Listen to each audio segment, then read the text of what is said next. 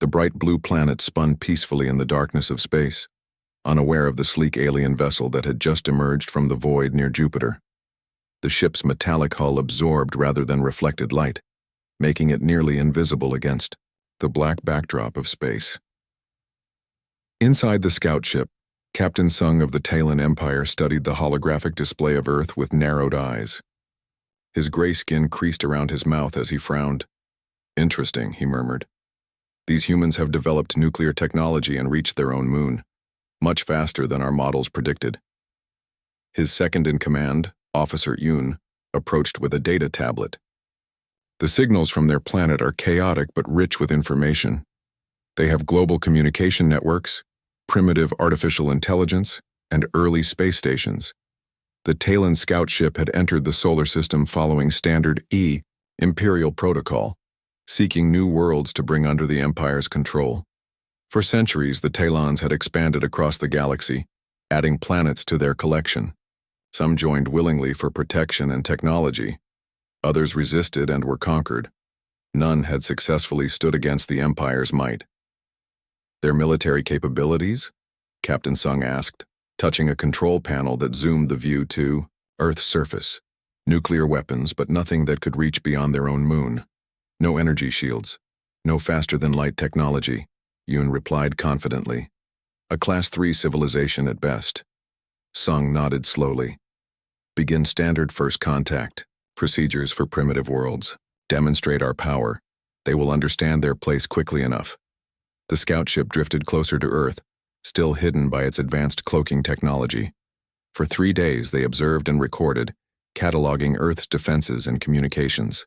They watched television broadcasts, intercepted military communications, and mapped the planet's power centers.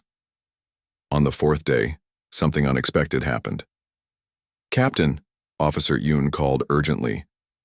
"Earth's primitive detection systems have located us." Sung rushed to the command center. "Impossible. Our cloaking technology is beyond their capabilities."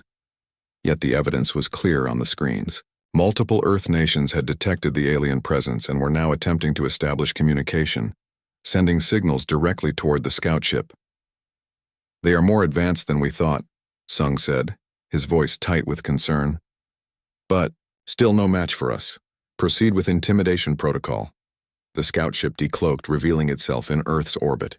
Within minutes, the humans' primitive space stations turned their cameras toward the alien vessel. Earth's military powers scrambled fighter jets, though these could not reach the ship's orbital position.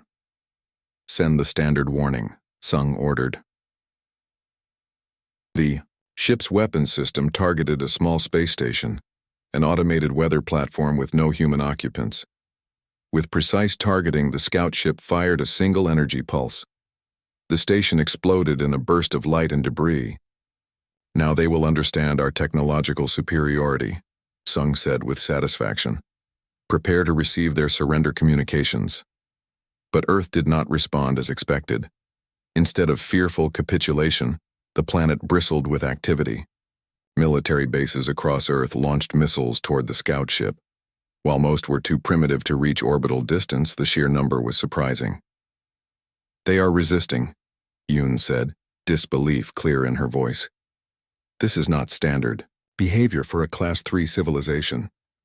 Before Sung could respond, alarms blared throughout the ship. 3 objects were approaching rapidly from Earth, objects that should not exist in a primitive world's arsenal. "Advanced propulsion signatures," the tactical officer shouted. "They have orbital defense weapons we did not detect." The first projectile exploded near the scout ship, sending electromagnetic pulses that temporarily disrupted their systems. The second and third struck directly, damaging the ship's propulsion and weapons arrays. "Impossible," Sung gasped as the ship shuddered. "Return. Fire!" The scout ship managed to destroy 2 incoming Earth vessels, but more appeared, launching from hidden bases on the planet's surface and moon. "We must retreat," Yoon urged. "We cannot defeat these numbers with our damaged systems." Captain Sung stared at the view screen in shock. A primitive world should not have been able to mount such a defense. The humans had hidden capabilities, technologies that seemed cobbled together yet effective. "Full retreat," he finally ordered. The Empire must know of this threat. As the damaged scout ship limped away from Earth using its remaining power to escape the solar system, Captain Sung recorded his final report. The humans of Earth are not the primitives we believed. They are dangerous, unpredictable, and must not be underestimated. The Talon Empire has been warned. The room fell silent as the video footage ended. 50 of Earth's most powerful leaders sat around the massive oak table, staring at the now blank screen that had shown the alien ship destroying an orbital satellite before taking damage and fleeing Earth's space. General Day stood up, his weathered face grim in the harsh light of the underground bunker. Ladies and gentlemen, what you have just witnessed was classified at the highest levels until today. 3 days ago, we made first contact with an alien civilization. They attacked without provocation. We fought back. A murmur rippled through the room. The President of the United States rubbed her temples. The Chinese premier leaned forward, eyes narrowed. How did we fight back? The British Prime Minister asked. Those weren't conventional weapons I saw in that footage. General Day nodded to a small woman sitting quietly at the end of the table. Dr. Min will explain. Dr. Min stood up. She looked tired, with dark circles under her eyes, but her voice was steady. In 1947, a non-human craft crashed in New Mexico. Since then, 17 more incidents have occurred worldwide. For decades, a secret international program has been studying and reverse engineering the recovered technology. Gasps and angry outbursts filled the room. The Russian president slammed his hand on the table. You kept this from member nations? He demanded. Only 5 governments knew the full scope, General Day admitted. But now all humanity needs to know. The alien ship that attacked us was a scout. According to the data we've gathered, they belong to something called the Talon Empire. And they will return, with greater numbers. Dr. Min clicked a remote, and the screen displayed schematics of advanced weapons systems. Since the Roswell incident, we've developed technologies based on what we recovered. Defensive shields, advanced propulsion, energy weapons, we've kept them hidden, developing them in secret bunkers around the world. The Japanese Prime Minister spoke quietly. These weapons saved us 3 days ago. Yes, Dr. Min confirmed. But they won't be enough against a full invasion force. The room fell silent again as this sank in. General Day continued. We've intercepted and partially decoded their communications. The scout ship was surprised by our resistance. They expected us to surrender immediately. Their empire has conquered many worlds this way. What are our options? The Indian president asked. Dr. Min pulled up another screen showing a sleek black ship. This is the Phoenix, built using a combination of human innovation and adapted alien technology. It can travel faster than light and remains undetected by the alien sensors we've studied. It's ready for launch. The assembled leaders stared in amazement. You've built a spaceship that can travel between stars? The Brazilian president whispered. We have, Dr. Min confirmed, and we propose sending it into Talon space to gather intelligence before their invasion fleet arrives. The next hours were filled with heated debate. Some leaders wanted to attempt peaceful communication. Others demanded immediate offensive action. Still others questioned if the recovered alien technology could be shared to advance their own nations. As the arguments continued, a young technician burst into the room. She handed General Day a tablet, her hands shaking. The general read it quickly, his face paling. Our deep space monitoring station has detected multiple ships entering our solar system, larger than the Scout. They'll reach Earth in 6 days. The room erupted into chaos. Silence. The Chinese premier's voice cut through the noise. We have no time for politics now.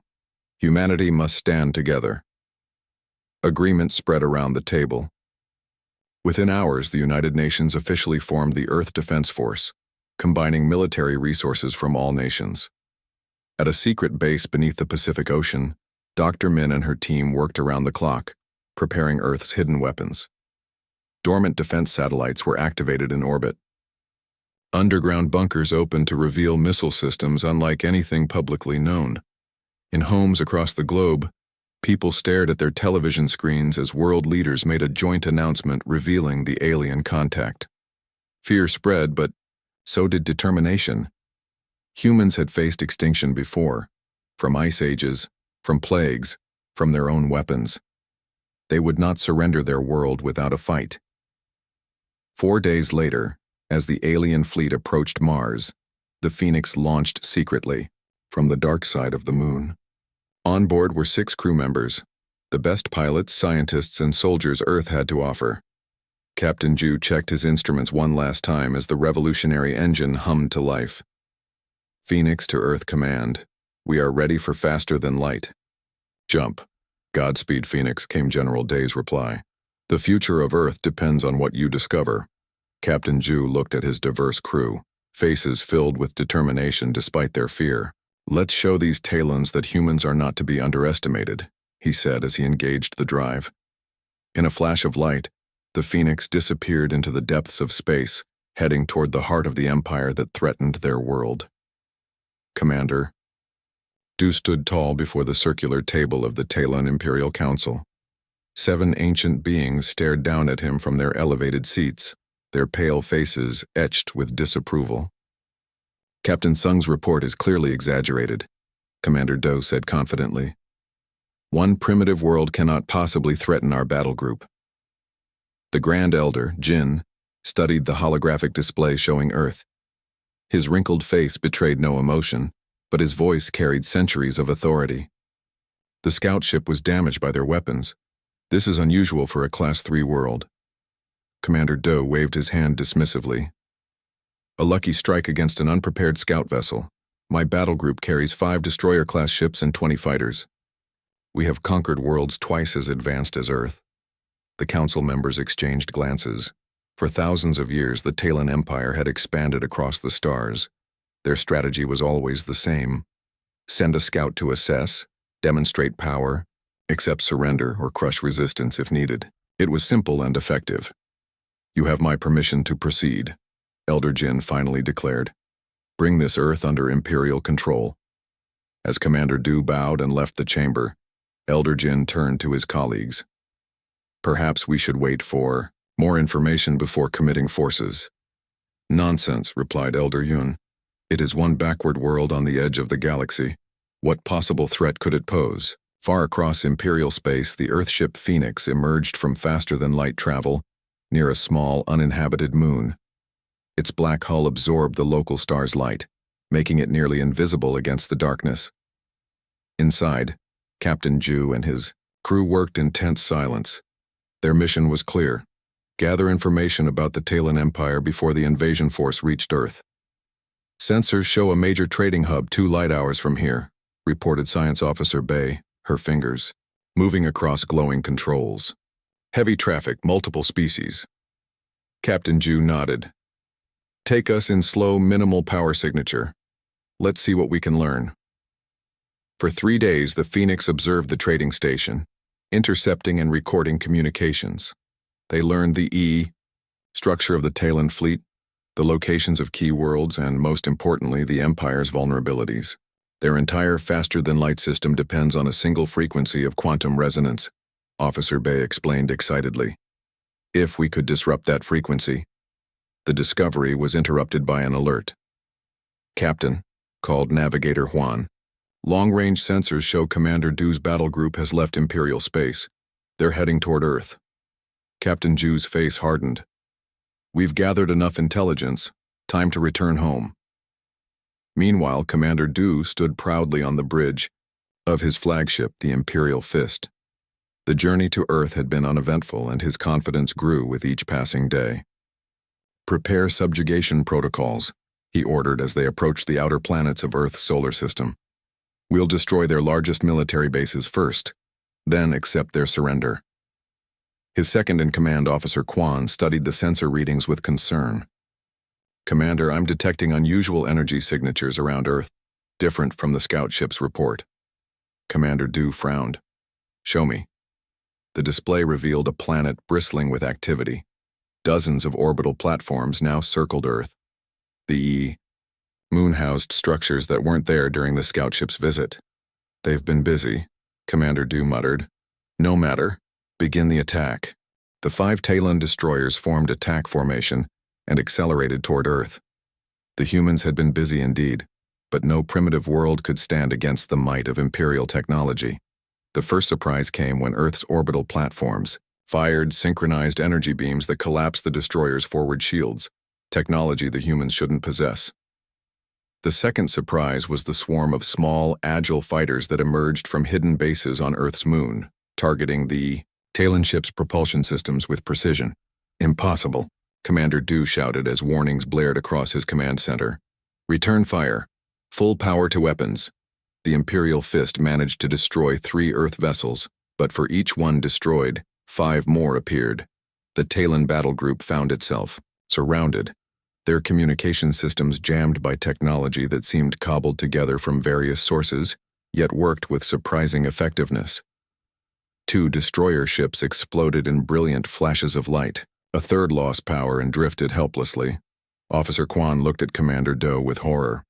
We must retreat, he urged. We cannot win this battle. Commander Do stared at the tactical display in disbelief. How could this happen? How could primitives fight with such coordination and advanced weapons? As the Imperial Fist turned to flee, its engines straining, a transmission broke through on all frequencies. A human face appeared on the screen. General Day of Earth's Defense Force. Return to your empire with this message, the human said calmly. Earth is not to be conquered. Earth is not to be threatened. The next Talon ships that enter our system with hostile intent will not be permitted to leave.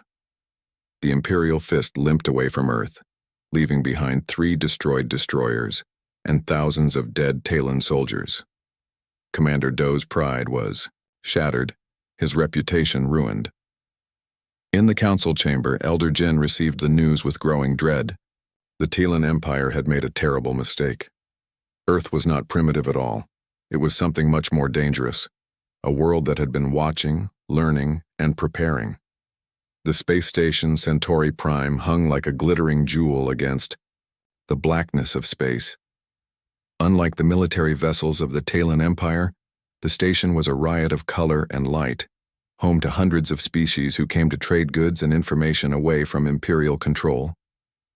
Ambassador Gill adjusted her formal Earth uniform as the small diplomatic shuttle approached the docking bay.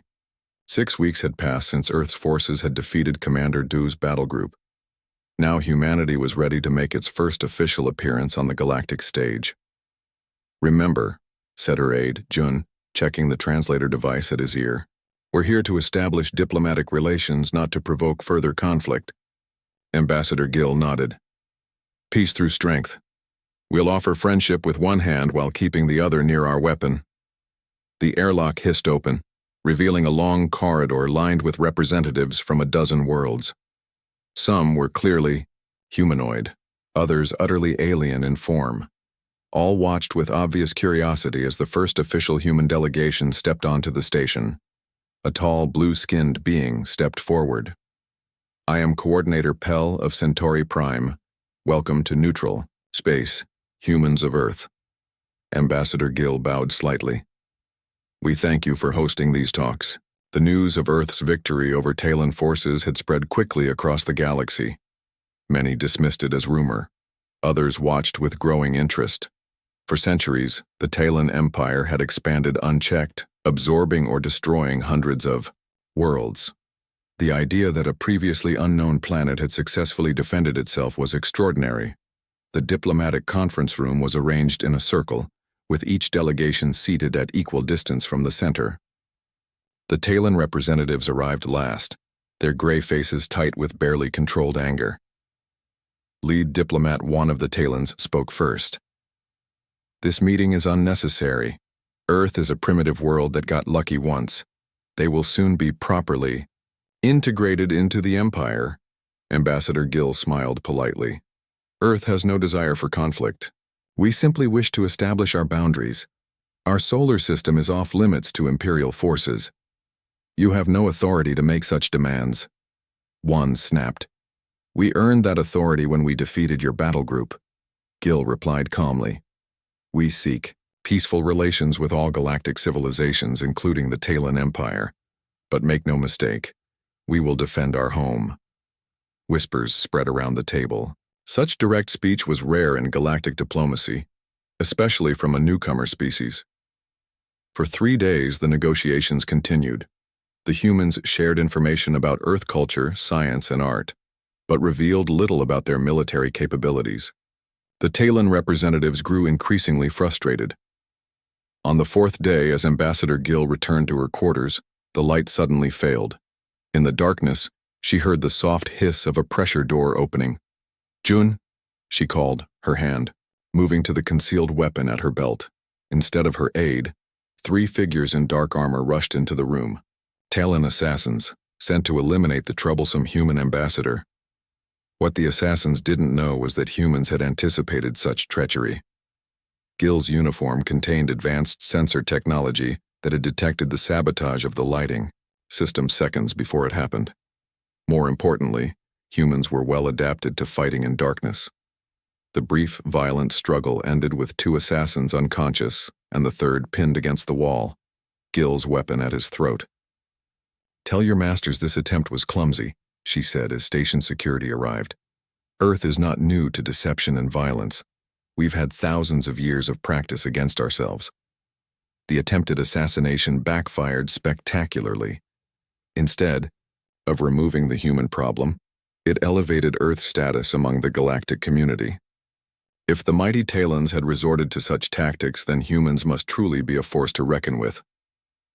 In a quiet corner of the station, Ambassador Gill met secretly with representatives from the Minari, a species long subjugated by the Talon Empire.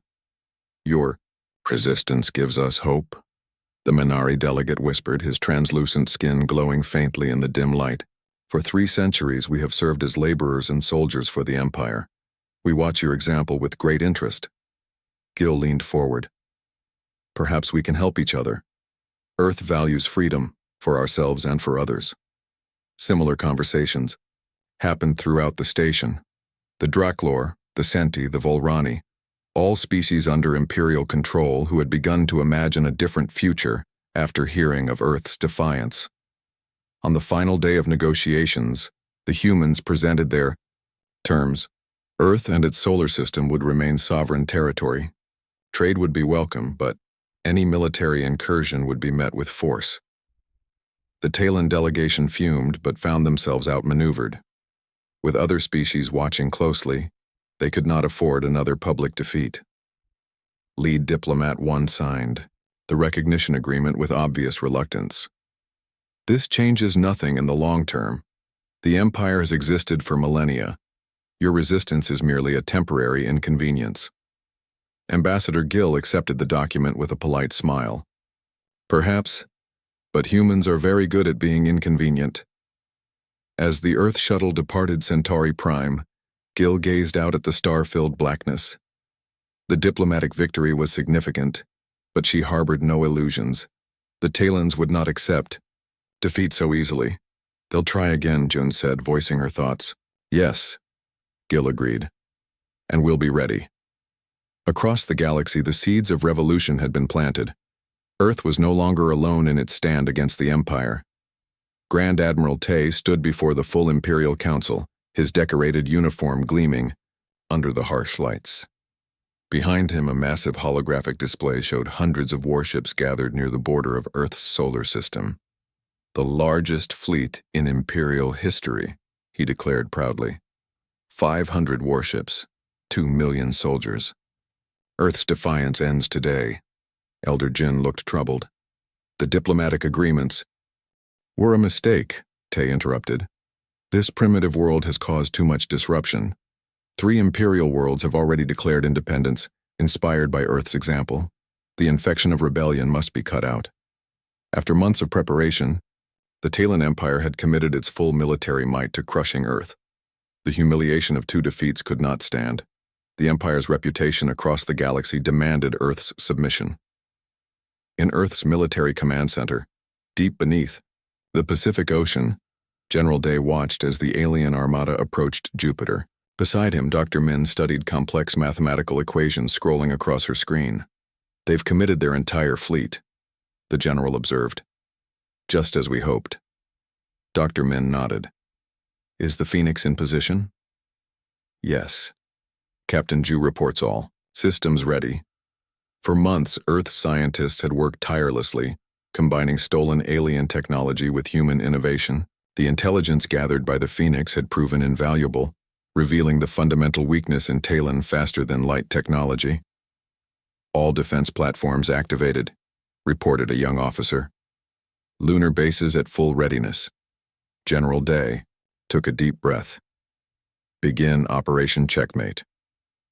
In the void of space near Neptune, the Phoenix and 20 smaller Earth vessels took position, undetected by the advancing Talon fleet. Each ship carried a revolutionary device, a quantum resonance disruptor designed specifically to target the alien ship's faster-than-light drives.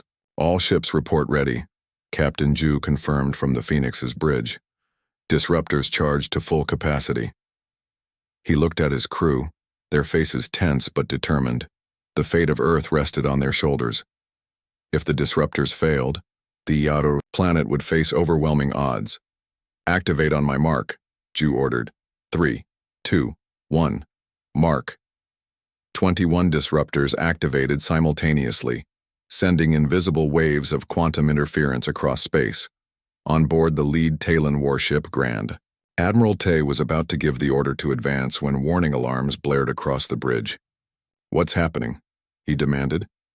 His science officer looked up in horror. Our faster-than-light systems are failing across the entire fleet. Some kind of interference pattern is disrupting the quantum fields.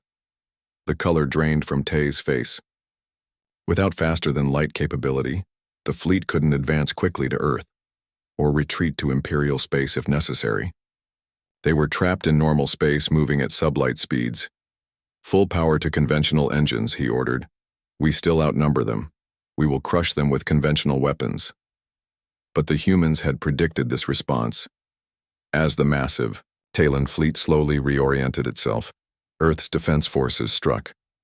Hundreds of small, agile fighters launched from hidden bases on Jupiter's moons. Orbital platforms around Mars activated, firing precisely targeted energy beams at the Talon. Command ships. They were waiting for us, Officer Rin whispered on the Imperial flagship's bridge. This was a trap. The battle that followed was unlike anything the galaxy had ever seen. The Talon ships fought fiercely, destroying dozens of Earth vessels. But without their faster-than-light drives, they couldn't maneuver effectively. One by one, the Imperial warships were disabled or destroyed. Grand Admiral Tay watched in disbelief as his mighty fleet crumbled. Impossible, he murmured. They're just humans. After 18 hours of battle, the Admiral faced the unthinkable, the need to surrender. More than half his fleet was destroyed. The rest were damaged and vulnerable. Open a channel to Earth Command, he ordered, his voice hollow. General Day's face appeared on the view screen. The human looked tired but calm. This conflict is over, Tay said formally. I request terms for surrender. The news spread across the galaxy at the speed of light. The undefeated Talon Empire had lost to Earth. Within days, rebellions erupted across a dozen Imperial worlds. The Minari destroyed their Imperial oversight stations. The Draklor seized control of their homeworld. The carefully maintained order of thousands of years began to crumble. In the Imperial Council chamber, Elder Jin faced the truth. We underestimated them at every step. We saw their youth and called it weakness. We saw their diversity and called it division. We were wrong. 1 month later, representatives from 27 worlds gathered on Earth in a great hall built specially for the occasion. Humans stood side by side with beings from across the galaxy, former Imperial subjects now declaring themselves free. Ambassador Gill addressed the historic gathering. Today we form the Alliance of Free Worlds, not an empire but a partnership of equals. Each world sovereign yet united in our commitment to freedom and mutual defense. As the Alliance Charter was signed, former Captain Sung, now a refugee, seeking asylum on Earth, watched from the sidelines. He remembered his first glimpse of the blue planet, his dismissal of its potential. The greatest mistake in Imperial history was not understanding humans, he told a curious reporter. They look divided, but unite against threats. They seem primitive but innovate rapidly. They appear weak but contain remarkable strength. He gazed at the diverse gathering of species, once enemies, now allies. The Empire forgot the most important lesson in conquest: never underestimate those fighting for their home.